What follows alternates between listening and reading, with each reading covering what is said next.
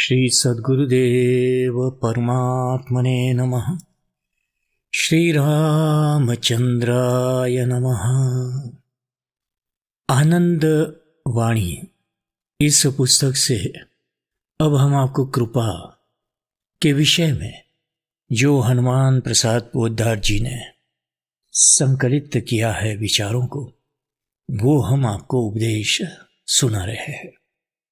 कहते हैं, जब शिष्य की श्रद्धा और गुरु का अनुग्रह दोनों का शाश्वत समागम होता है, तब भगवान का आविर्भाव होता है। जब साधक भगवान के लिए अपने संपूर्ण सामर्थ्य श्रम का विनियोग कर चुकता है, स्वयं शक्ति रहित हो जाता है, तब भगवान की शक्ति चक्रवर्तिनी कृपा देवी का अवतरण होता है। जिस पर भगवान की कृपा है, जो उसका अपना है, उसके लिए आश्चर्य और असंभव क्या है। भगवान को जब अपने में अपना दिल नहीं मिलता, तब वे उसे ढूंढते हुए भक्त के पास आते हैं और उसको अचेत से सचेत करते हैं तथा भीतर से बाहर निकालकर दर्शन देते हैं। असल बात यह है कि भक्त अपने को साधनहीन देखकर जब अपनी विवशता से तड़पने लगता है, तब कहीं उसके हृदय की धड़कन बंद न हो जाए, ये सोचकर भगवान अपना आवरण उतार देते हैं।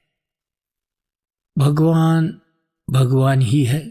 उनका नाम श्री राम रखो या कृष्ण, चाहे उनका मुकुट सीधा खड़ा हो या बाकी अदा में सात बाएं अथवा दाहिने लटक रहा हो, वे व्रज के वन निकुंजों में गायें चरा रहे हो, गोपियों से छेड़छाड़ कर रहे हो या धूली में लौट रहे हो, अथवा श्री अवध के दरबार में राज सिंहासन पर गंभीर भाव से बैठकर राजकार्य का संचालन कर रहे हो।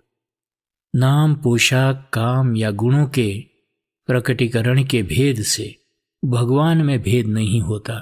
वे खेल कर, खिलाकर, डांट कर, पीट कर, नाच कर, गाकर हर हालत में जीवों पर अनुग्रह दृष्टि की वृष्टि करते रहते हैं। भक्त को प्रत्येक क्रिया में भगवान की कृपा के ही दर्शन होते हैं।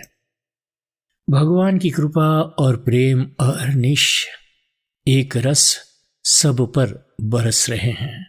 सतत सावधान रहकर अपने आप को और सारे संसार को उससे आप्लुत और आप्यायित करना चाहिए। जैसे व्यास वक्ता ग्रंथ के प्रत्येक शब्द का भाव अपने अनुकूल निकाल लेता है, वैसे ही प्रत्येक घटना का अभिप्राय प्रसाद और अनुग्रह रूप ही निकलना चाहिए। संसार में केवल वही दुखी है जो प्रभु के आनंदमय कर कमलों से संपन्न घटना की व्याख्या प्रतिकूल करता है। अपने हृदय को सर्वदा रसमय, मधुमय बनाए रखना चाहिए। सब आत्मा है, क्रोध किस पर? क्या स्थाणु में प्रतीयमान चोर पर भी लाठी प्रहार? सब भगवान या उनकी लीला है। प्रत्येक घटना ही प्रेमपूर्ण है। सब प्रकृति का खेल है। इसमें अच्छा बुरा क्या? अपने स्वभाव से विवश लोगों की चेष्टा पर ध्यान ही क्या? हमारा अंतःकरण इन विचारों को आत्मसात कर चुका है। अब उसमें क्रोध असंभव है।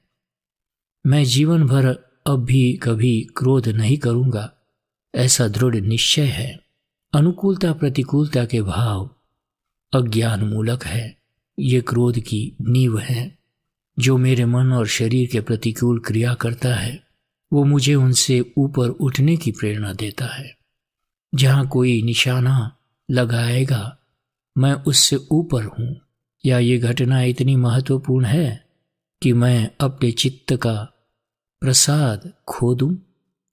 मुझे कोई कामना नहीं, फिर किस कामना की पूर्ति में बाधा होने पर क्रोध करूं। अहम का सर्वथा नाश वांछित नहीं है। जीवन में थोड़ा सा सात्विक अहम होना चाहिए। बिना अहम के लोग दबा लेते हैं। इसलिए अपने ईश्वर, देश, चरित्र, धर्म एवं संयम का अहम रहना ही चाहिए। जय सिया राम, जय सद्गुरुदेव।